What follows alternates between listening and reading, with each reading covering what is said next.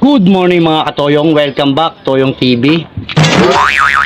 Nandito na naman tayo sa loop natin sa 4th floor. Siyempre, meron akong nakita doon kanina.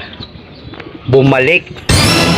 Tara, pasyalan natin. May bumalik dito sa loop natin. Naalala nyo yung blue bar na dagit natin na may nag-PPM sa akin, taga Bacolod City. Sir, nandito na naman yung ibon mo.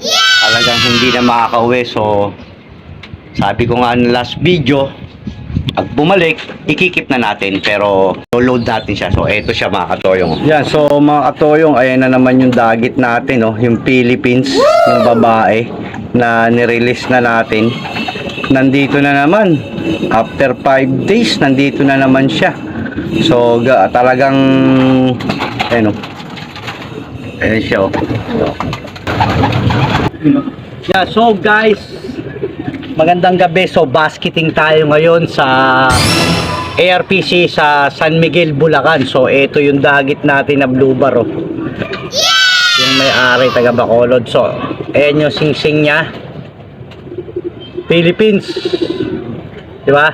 Naalala nyo, Philippines. So ilo-load natin siya sa San Miguel, Bulacan, NBR. Tignan natin kung makakabalik. Pag nakabalik, dire-diretso natin ang training. Tara! So, nandito tayo sa loading station. So, andyan, niload na natin. Kaibigan! Kaibigan taga Bacolod, niload natin yung kalapati mo. I-release bukas sa San Miguel, Bulacan. So, pag nakabalik, dire-diretso ko na. Ako na mag-erase nito para sa'yo. So, abangan mo na lang bukas. Antayin mo yung mga video kung paano siya dumating.